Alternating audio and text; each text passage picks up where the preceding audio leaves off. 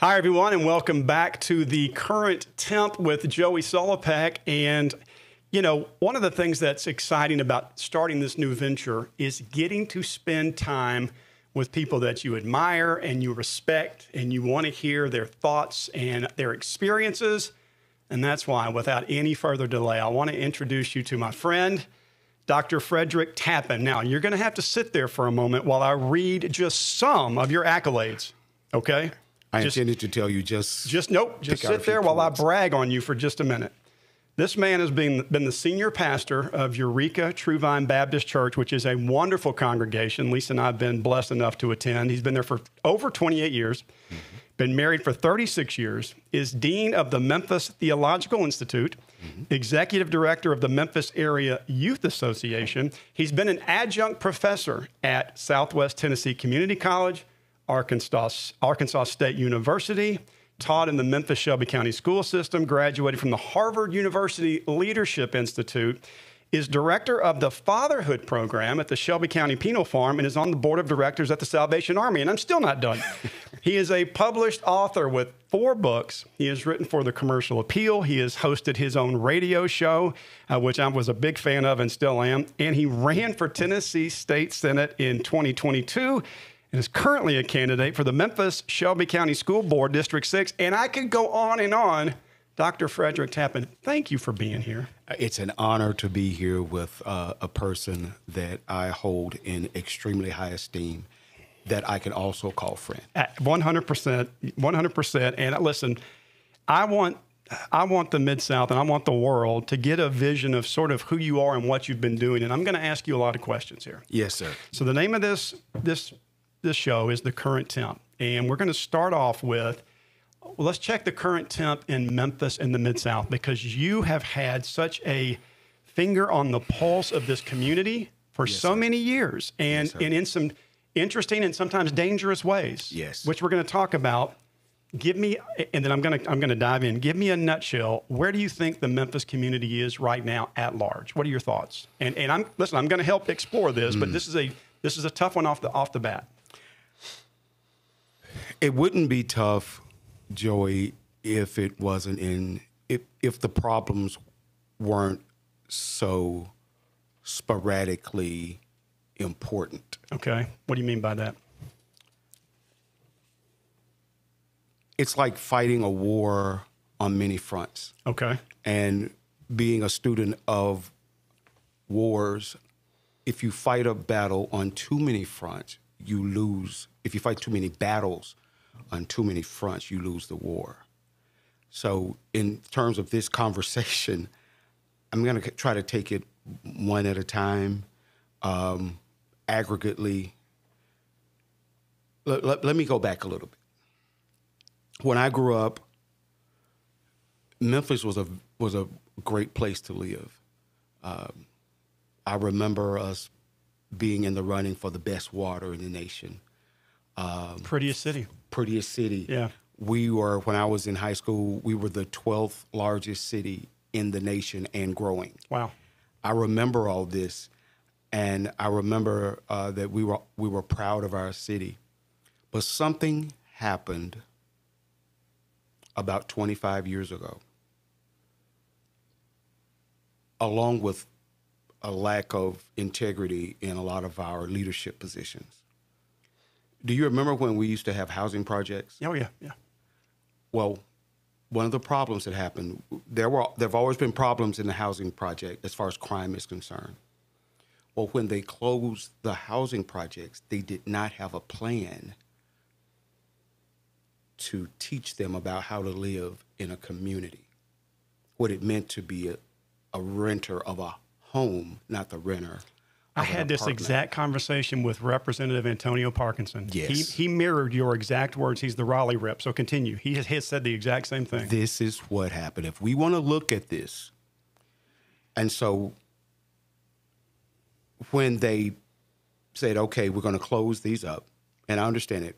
When I was at Harvard, that was the time when I first saw the mixed-use living spaces. Okay. It hadn't come to Memphis yet. That was in 2006, and I think it came to Memphis maybe a couple of years later. And so I understand the premise of it. But when moved these people out, the way that they lived went with them. And they brought that way of living to these communities where they are now. I'm not saying it was a mistake to close the housing projects. I think there was a little bit of irresponsibility in relation to teaching them what it means to live in a community. Be a homeowner. To be a homeowner, to be a home renter. Right. And so that culture that they lived in now has spread across the city like a virus. And so I'm not indicting the people, but they should have had some type of training. There should have been some kind of transition module to teach them about home ownership, about living in a community in houses with other people. Right. I tell you what, because I was going to hold this slide, but because you're taking me down this road, I want to get your thoughts. What you're looking at, this is from the U.S. Bureau of Labor Statistics, and I thought this was fascinating because I'm, like you, I'm pro-Memphis. Yes. This breaks down, okay? If you can't see this, I'm going to read it to you. In the U.S., the county, by county, for the entire U.S., the weekly salary, okay, for the U.S., no matter where you are, the average is $1,394 a week. That's the average in the U.S. No matter where you live, the county average salary weekly is $1,394. If you look in the middle here, Memphis is only $30 less than that. Right. Now, if you go into Arkansas, Mississippi, northern West Tennessee, you drop down into the 800s, 900s as a weekly salary. So we are still suffering and under the average. But for Shelby County, this is not nearly as bad as I thought it was going to be. Really? Where our weekly salary, this is an average, now it's an aggregate, is just about $30 less than what the U.S. is. Now, again, the entire region as a whole, I'm talking about the tri-state area, does drop down, but this was better than I expected. And I want to take us to this slide as well. This is unemployment rates, okay? I was expecting this to be worse.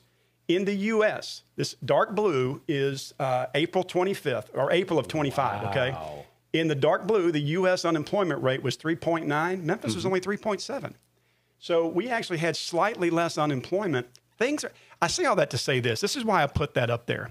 Things aren't as bad here, I think, as the nation thinks. Now, I want to weigh that against your work because I know we have issues, but it's not as bad as how we've been painted, right? Now, before I get to that, I'm going to take you to some more, and this is where we're going to kick off. All right, you ready for this? Yes. Because recently we got a lot of national press from the FBI director saying Memphis was the homicide capital. That's right.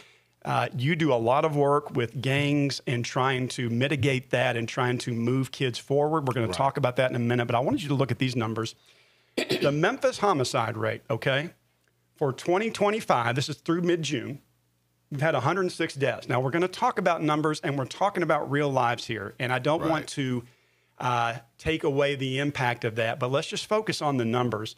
In 2023, we had 397. In 2024, 297. In 2025, we've had 106 through mid-June. So if you double that, we're still under. So I say that to say crime is dropping, but now let me put that in perspective. Then we're going to do this per 100,000 people. And again, we're talking about real lives, but I just want to give some statistics to it.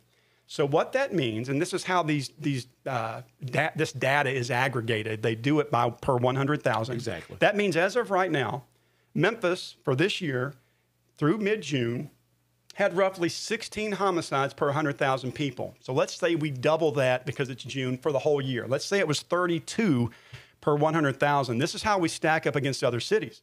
Memphis, if we double it, will have 32 homicides per 100,000. Detroit, their last year was 49 per 100,000, and Baltimore is 50 per 100,000. Wow. So all that to say, we're not as bad as we're said in the press. I want to give a positive because I like to give both sides, but we still have a long way to go. Right. Now, since I've kicked off with economy and homicides, let's talk about what you have seen and experienced, and I want to start with your work with gangs, okay? And here's one of the questions I have because I think people want to know this. Walk us through what it's like to help resolve a gang conflict in Memphis. Where do you start? Actually, we kind of work from the periphery inward. Okay. Because, it's almost like it's almost like organized crime. You never get to those top guys. So you have to work from the periphery and work your way in. So we try to, these individuals that are accessible to us, we try to pull them out and show them a different way of living. A lot of them are trying to find, believe it or not, family. Is that what draws them in? Yes, because their family situation is so bad. Let me give you a prime example. So we have one situation where there were 12 people living in a house, in a duplex, a 2-bedroom duplex. None of the adults are working. So what are the kids seeing? This is the environment that they grow up in. I'm not making an excuse for crime, but we're talking about reality. Sometimes I feel so guilty for having a great childhood because of what I see. And to a person, the families are just totally dysfunctional. So for them to, some of them to be doing as well as they're doing is a miracle from God. And so that's where we step in. Those who have the resolve to change, to get beyond what the environment that they grew up in. We got one young man that he's a very smart young man. He is a freak athlete. I mean, a freak athlete. All he wants to do is play football. But because football is no longer available to him because of their transient, so we're trying to get him into one of the not football schools, but a program. Yeah, I forgot the name of the programs, but they get those kids prep schools. Trying to get him into one of those prep schools, and he's really excited about it. Just that he said, "I thought this was over with. I thought I didn't have a chance to do this." He said, "Look, we are first going to get you in Excel, where you can get your high school diploma, and then we're going to try to get you in one of those prep schools." He's a great kid, but his environment is deplorable. And so and unfortunately, many of them become products of their environment in a very negative way. And so that's where we step in and show them, hey, there's another way.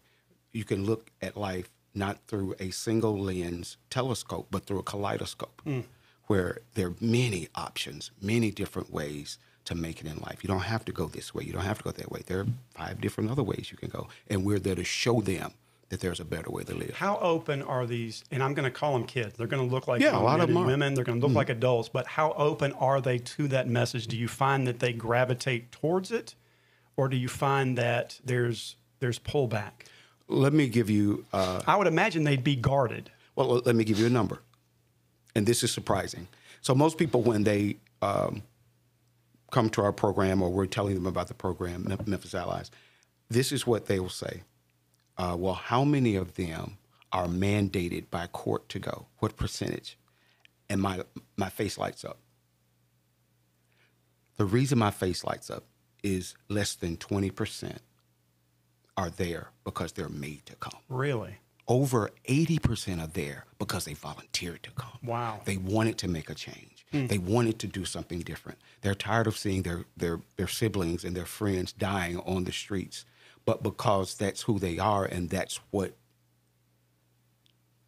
that's what people expect of them because of where they came from, they fall into it. And you can see them battling with right and wrong. They call me Dr. T. Okay. Since I'm the old guy in the bunch. So they'll call me Dr. T, Dr. T. This is happening right here. Help me out, talk me out of it. You know, tell me enough. And I have to sit there for an hour and talk to them. Say, look, man, if you do this, then these are the consequences. These are the possible consequences of doing that. Look, figure out something. Say, somebody got sick, whatever. Don't get in that car. These are conversations that we have almost on a daily basis, trying to help them and give them different options for life. You take different options, you take different roads, you get different opportunities. And so that's what we're trying to teach them. We have a behavioral health arm within our organization. Then we have life coaches that have to contact them every day. And so all of us are working together as a team to help one.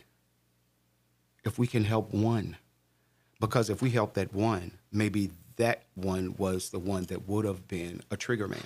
Well, and let's not forget when we're kids how important it is, number one, to have somebody listen to you or believe in you or want to protect you.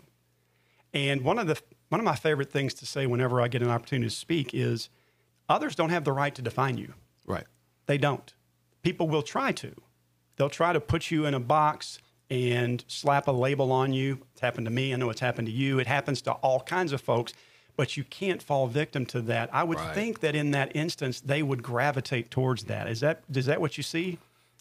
Les Smith said something many years ago that has stayed with me, and I share this with him all the time. One man's negative opinion of you does not have to become your reality. And I share that with them daily. One person's negative opinion of you does not have to become your reality. Your decisions decide what your reality is going to be. The pushback is from their culture. The pull in is about their future. Because now it brings me to tears, Joey, when it's hard for them to talk about their future in 5 years. They don't see it? They don't see it because they're seeing most of them, I won't say most of them, a lot of them are dying and at that age. And to say 5 years, where do you see? I don't know. I don't even know if I'll be alive in 5 years. And we're talking about kids here. Yes. We're talking about 18, 19, some of them 20. But that's the state of our community, of many of our communities now. And if we really want to go back to figure out where it all started, it was a breakdown in the family. And we probably don't have enough time to delve into that today. Let's do this, though. Listen, because let's just give me some bullet points, because that's the good place to take this. Because I know anybody that's watching this is thinking, what do we do? How do I help? Where do we start? And it's a community issue. Right. Because I've got other questions I want to ask you. What bullet points would you say? Just kind of a broad, 30,000 feet. I guess, Joey, I can speak from the faith community. Yes, please. I think every church, and we have thousands of churches here in Memphis, if half of those churches had a mentoring program, the father not being there is a huge part of the problem. Unfortunately, when welfare reform happened in the mid-'60s, unintentionally, I believe, it rewarded non-marriage, because if you have a child and you're not married, we'll give you more money. If there's a man involved, if you get married, we cut it off immediately. I think it should have been a gradual drawdown. So the mentality said, I have more children, I get more money, but I have to keep the man out of the house. Wow. I think it was unintentional, but it happened. Prior to 1964, 80% of African-American homes had a mother and a father. It is absolutely switched today. It's almost a one-for-one switch. And so we can look at the historical aspects of it, and now see the product of it. And know we've got to get this, if we want to get to the root, we've got to get this family thing back together. And until marriage rates go up, or unfortunately marriage is back in vogue, or, not being married for 6 days and saying, I'm tired of you and I'm out, the church has got to step in. We have a program called SOS. Yeah. SOS, it's three different parts of it. The male part is saving our sons, The female part is saving our sisters. Okay. The overriding theme is saving our society. And so basically we came up with 110, and this is on the boys' side because the ladies meet the girls' side. We came up with 110 things that every young man needs to know before he gets 18. Now, we may have 20-year-olds in there because they never got any of it. Right. So our next program, our next thing that we're going to have is called an indoor camp out. Now, none of the men at our church know anything about camping. So what we do, we clear out all the chairs in the sanctuary. We have all the men, they go buy a pup tent. They buy the pup tent. Each one will have 2 kids. Their project is to build the pup tent in the church. So you have pup tents all over the sanctuary. I love it. And we go in the kitchen, we grill hot dogs and all that. Spending time with quality males. Right.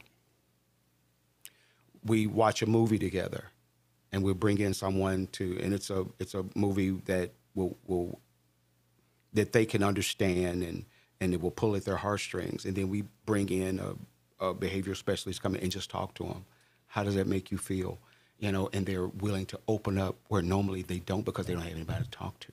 Listen, that's you're touching my heartstrings. Yeah. And by the way, let's be clear. These are issues that affect all races nationwide. 100%. This is not, I don't want this to be just focused on one race in the Memphis area. These types of issues are historically colorblind. We know that the majority of people that are affected in Memphis and the Mid-South are going to be our black brothers and sisters. Yes. But it affects white people. It affects everybody. Along the lines of what you just said about this program at your church, SOS, let's talk for a minute about the ministry you're doing in the prison system. And I believe it focuses on dads. Is that correct? Yeah. Before the program is different now. But what we did, the research was done that said that it was the whole program was to reduce recidivism. Okay. And a person that is incarcerated has a 33% chance not to become one of recidivism if they reconnect with their wives, with their significant others, or their kids. Okay, so if they reconnect, they have a better chance of... Well, 1/3% chance of not coming back to jail. Of not committing again. That's okay. it. So when you go in, what's your goal? Well, again, the first thing, we had so many of them that said, hey, I haven't talked to my kid in 10 years. Right. I've never met him. So we have to, in order for... If that's the situation, you have to reconnect the mother and the father because mom is still mad. We're talking about a lot of legwork here. A lot of legwork that we have before we bring the kids in. We have to have an understanding between the father and the mother. Right. Once we get that point, and some of them that are married, even one of the things that I love to do the most, I had to do marriage counseling. It's a part of the program. You're talking about a lot of fractures in this situation. Yes. And it's a really great program. I still use it today. I still use parts of it today, even at church. It's called Pairs. Okay. And it's a beautiful program. And so we had to do marriage counseling, relationship counseling to get them to the point to where, okay, yeah, I'll let the kids come. And so we had a playroom about this size. And, for the older kids, we had the Xboxes, and for the younger kids, we had toys all around. And they spent about 45 minutes to an hour with the kids, just not supervised. We're in there, but just watching them interact, watching their kids get to know their dads. So many times now, I ask one of my young men in Memphis Allies, what about your dad? Man, I told him the next time I see him, I'm going to beat him up. And I said, wait a minute, hold on, let's back up. And, and I have them explain what happened. And I tell them, I said, look, all of us make mistakes. Is he worth one more chance? No, he's not worth one more chance. He's not worth one chance. So I have to talk them through that because sometimes the fathers would like to get back in, but they're not allowed to. And then I have to tell the mom, you can't talk bad. If he's trying, And I understand he left and didn't do all the right things, but let's give him a chance, because it's not because you and him may never make it, but there will always be his son forever. And for those individuals that don't understand it, I get apoplectic about it, because it's not about you. I could see where those deep injuries could impede you, but let me do this. You and I both, and everybody in this room, we look through everything through the lens of faith. Yes. How are you able to overlay that? How do you introduce that? How does that play a part in this, or does it? It does. You don't bombard at the beginning. You want them to buy in, and once they buy in and trust you, then you introduce the faith aspect of it, because I don't know where they are in their faith. Right. And so I come to them from a very pragmatic point of view at the beginning. But once they begin to trust me, then, and my name, 99% of them know I'm a pastor. And that opens doors. It does. Yeah. It does. Yeah. It opens doors, but I still don't bombard them. Once they know me, trust me, then I integrate it all together. Say, hey, look, it's not going to work unless this is what I use. Unless this relationship is correct, this one will never be correct. Yeah. So it's the vertical between you and God, and the horizontal between you and your spouse or your significant other. Right. And we got to start here. If we don't start here, this will never work. If you start here, then you don't have this. So that's a simple way that I introduce faith into the equation. And then the Spirit can work. Oh, yeah. Then I stop talking in spirit, begins to speak. Let me ask you this. You are, listen, I'm in awe of your work, and you as a Joey, human. I'm old. No, I'm just saying. no. I've had a chance to do a lot of things in life. Well, and listen, friends, anybody who's watching this, if you have a pulse, your thoughts normally go to, well, what can I do? Can I make a difference? This is what that looks like. This is boots on the ground, front line. And so with that in mind, because I could keep you here for 5 hours, but I'm not going to. You were so generous to come out here today. 30 plus years in the ministry, being here, working all over this city. How have you seen things change in 30 years? What did we face then what do we face now that we didn't then? What is the big change? I know there's a lot. Yeah, I want to. Let me start with the positive. I think race relations are much better than they used to be. I can remember, and I can only speak from my life. So, and when I was 3 years old, I went to a kindergarten called Holy Child. Okay. It's on Central. It was this huge house. I wish I was able to have bought it, because I loved that place that much. I was the only, I was in 69. I was the only black kid there. Never knew it. Never knew it. My parents were never into racial stuff, negative racial things. And, but I can remember, and I'm looking back on pictures. So I just had a birthday. Happy Yay. birthday. And so my daughter, she said, Dad, where was this picture taken? And then I had to, I started crying. Because Mother Mary and Sister Damon, they were awesome. I still remember from that age. Okay. I stayed there for 3 years. Had a big impact on you. Oh, love them. And in fact, Mother Damon, Sister Damon, she just died about 5 years ago. She was like 98. Okay. And but it was. I had a great upbringing when it comes to that. But of course, back then, race relations were probably at their worst. Right. And so one thing that I have seen, I believe race relations have come a long way. And I'm so happy for that, because my grandkids are biracial. And so they get the best of both cultures.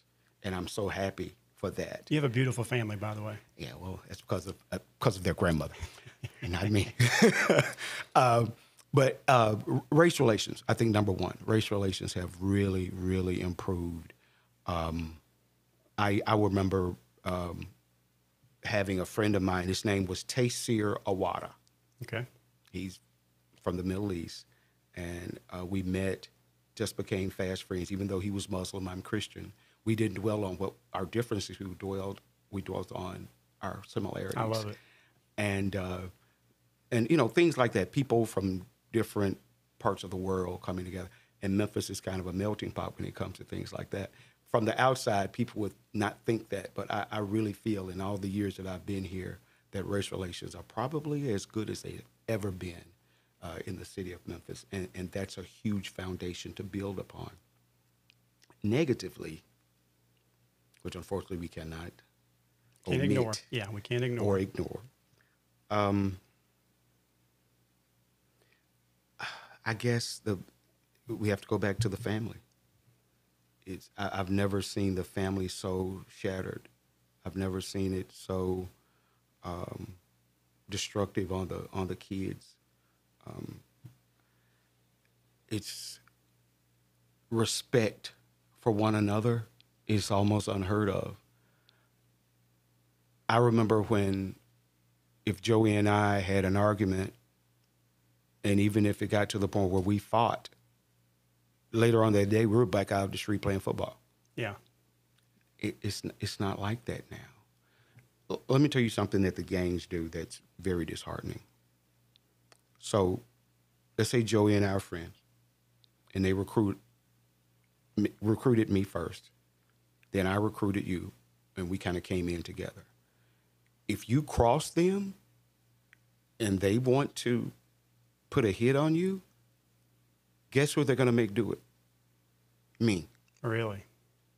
And it happens all across. And, you know, and so when they were telling me this, I was like, what? I said, but do you see now that's not your family? Because if they did it with him, they'll do the same thing with you. So you need another family. This is heartbreaking. These are things that happen. These are things that we see every day. And it starts at the home. The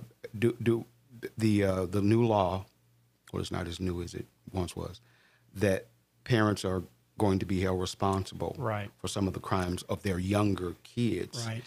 Like if a gun gets taken to school, or if something happens. Yeah, but it can't be the first time. Okay. Or second. It's an aggregate. It's cumulative.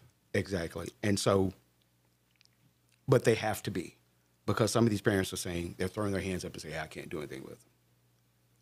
You don't have a choice. Yeah, that's a tough statement to make. Yeah, about yours. Right. And yeah. I get frustration as parents. Mm-hmm. Everybody in this room has a parent. Right.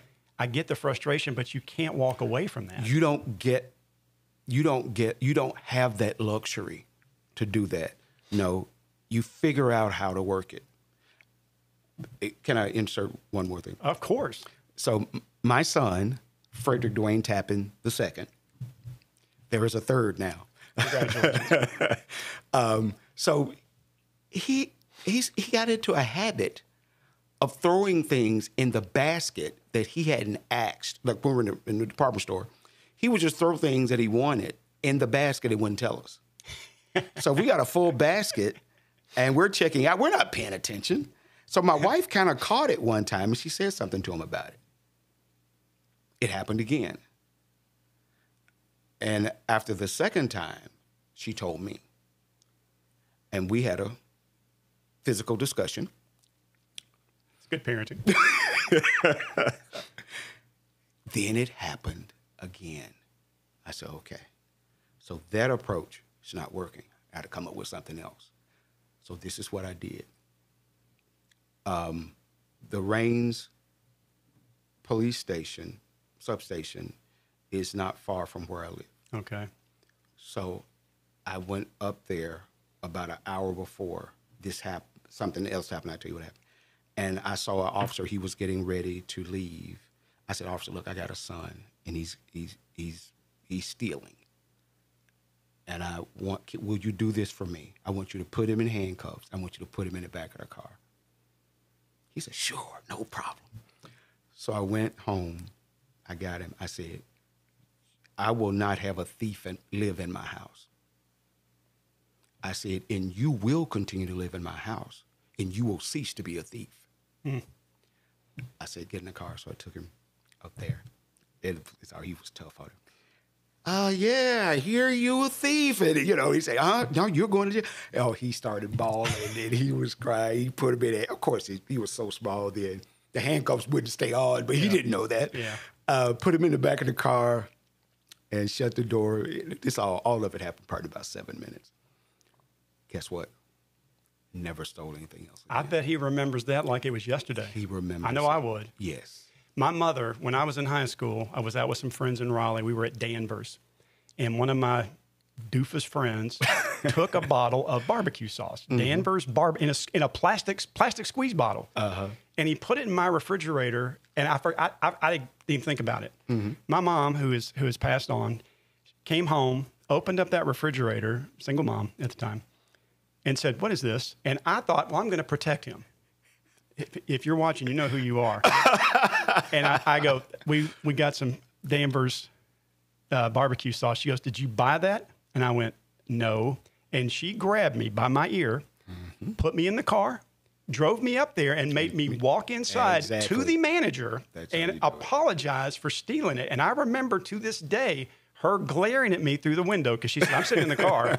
I got this guy." And I said, "Hey, my friends and I were in here. We took this." And he said, "You could have kept it. I didn't even know it was gone." Right. But the lesson was imprinted in my brain. That's it. Tattooed. Even though I didn't do it, I was like, we're not going to do that. And because my mom, and it's a single mom, there's lots of good single moms out there. Most definitely. Said, "No, we're going to hold you accountable." And I think that's a big part of really what we're talking about is trying to set that tone. So with that being said, what suggestions would you make to somebody who's going, what can I do? How can I actually make an impact? What is it? It's got to start partially with awareness and action. How do you encourage people? I encourage them with this, but from a superfluous point of view, I can never become fatalistic in my approach to problems. To say, I throw my hands up, there's nothing I can do. I started a foundation called Affecting My Sphere of Influence. What does that mean? I'm glad you asked. What it means is, Joey, I may not be able to affect or influence Nashville or the mayor or the city councilman, but I can in my house. I can never give up on my house. So both instances that we just discussed, we had to think outside the box because traditional methods may not have been available or weren't working. I have to figure out I have to care enough to figure out another way. I have to care enough to go outside the box. I have to care enough to ask someone for help. Go to my pastor or go to a respected relative. Hey, what can I do? Not, I'm giving up. No, there's nothing I can do. No, I'm going to work at this if it takes my last breath because this is my responsibility. I love them that much. And whatever it takes to try to change that behavior, that's what I have to do. But I think too many of our families have said, hey, I'm just done. And we don't have that luxury to do that. We have to figure it out. If more marriages tried to figure it out, maybe many more would stay together. That's part of my marriage counseling sessions. I say, hey guys, do you care enough to stick this out? And I say, that's an introspective thing that you have to deal with, and you have to answer that. Because if you don't care enough to stick this out, then what we're doing now is of no use. It's of no consequence. You just gave me another idea. Folks, get ready. At some point, we're going to do one of these sessions on marriage. I think that's a good idea. Yeah. I mean, because I think that is a key part of this. So let me ask you this. Again, I could keep you here for hours, No, Dr. Tappan. I'm fine. Describe the city that you hope your grandkids inherit. I hope that the race relations stay the same or increase and get better. Sorry. But what I would like to see more integrity in leadership, I would like to see more integrity in our school system. We can't celebrate that we went from 21% in third grade literacy to 25% and act like. That's a major achievement, right? And, they were shouting, they were throwing parties. In all of the conversation, and I'm education is part of my background. In all the conversations that we've had about the city school system within the last 10 years, I bet you can count on one hand how many times you heard these two words: students and teachers. Really? They talk about everything else. Really? Just think about it for a minute. Go back through the annals of your mind and see if you can remember how many times during all the conversations that you heard students and teachers. Well, we've got a teacher here watching right now who probably have a lot of thoughts on that. Because there's no reason that a teacher should have to come out of her pocket with $1,200 to $1,500 a year just to teach her kids, when the state gives education $900 million. State of Tennessee? State of Tennessee. Wow. There's no reason for that. When the state of Tennessee designates, and I'm just giving an example, a 7% raise for the teachers, by the time it gets to the teachers, it's a 1.5% raise. Which is terrible. But that's what's happening. That's the reality of what's happening. Public schools used to be really great. I am a product of the public school system. Me too. I graduated from Mitchell High School. Raleigh, Egypt. We played you guys. But we have a shrinking tax base, mainly because of crime and poor schools. Because if I want to move to Memphis, the first thing I'm going to figure out, hey, what kind of school system do they have? Now, we have a wonderful parochial school system. We have a wonderful private school system. My grandkids are in a private parochial school right now because of the state of Memphis, I have to say it correctly, Memphis Shelby County Schools. Oh, yeah. And that is a sad commentary. Got a phone call there. I shouldn't have. Let me go back to this. Let's see. We're going to get to Lexus in just a minute. Mm-hmm. Go ahead. So a consistent growing of race relations, improved schools, and integrity in leadership. And I think if we can do that, the other things are, I remember the economic theory that President Reagan had was trickle-down economics. Well, I'm talking about now having a trickle-down of improvement from the top to the bottom. And so when we see the top doing better, when we see integrity in the mayor's office, when we see integrity on the city council, when we see integrity on the school board, on the county commission, then people will have more of a trust in our leadership. When they have trust in leadership, then they're not afraid to say, hey, what about this? I remember something, and I'm going to throw this in real quick. And I wasn't going to get into the policing part, but I've got to do this. I've got to get into this. So do you remember, Joey, when we had COAC units? You remember what that is? Barely. So COAC units, I believe, is still for community action. Okay. So basically, in a lot of the inner city communities, they put a police substation in the community centers. It was called community policing. My friends and I, we'd be playing football in the street. When the police drove by, we didn't run.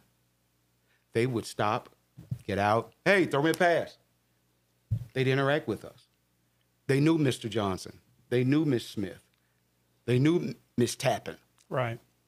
They would come by. Hey, how y'all doing? Y'all doing okay? Good, good. So when something happened, they would come back. Miss Tappan, did you see what happened next door? They said somebody broke in the house next door. Yeah, I saw it. It happened about 3 p.m. Now, there's an antagonistic relationship between the people and the police. There's a lack of trust, right? There's a lack of trust. So the kids are outside now. They see police car, they run. We've got to get back to community policing. And I'm not talking about we have to walk a beat, but you need people in a community for an extended period of time. They get to know the people, get to know those individuals that live there, and you'll get a lot more crime solved, and you have a lot less crime because situations, they're going to call the police before they shoot somebody. You know what? I'm calling Officer Johnson. I'm calling, you know what? I'm not going to argue with you anymore. I'm going to call Officer Johnson and tell him to come and get you. Those things will happen when there's relationship. To go to a point of faith, the Bible says, Jesus said that my sheep hear my voice and they come running because of relationship. Mm-hmm. So when we strengthen that relationship and it no longer becomes an antagonistic relationship between the people and the police, then there's more harmony. We work together as a team. And I think that's really that fourth piece that we're going to have. We're going to have to bring together that relationship between the people and the police again, because now it has been fractured, not to the point where it cannot be resurrected, but it is fractured right now. And for my kids, I hope that fracture will be bridged by that time. And healed. Beautifully said. Let me do it because I've kept you way too long. No, I'm fine. I want you, if you had to make a closing statement, Mm-hmm. how would you wrap this up? What would you say? Since you did not compartmentalize it, I would have to say, and we had this conversation the other night, I thank God that our paths crossed.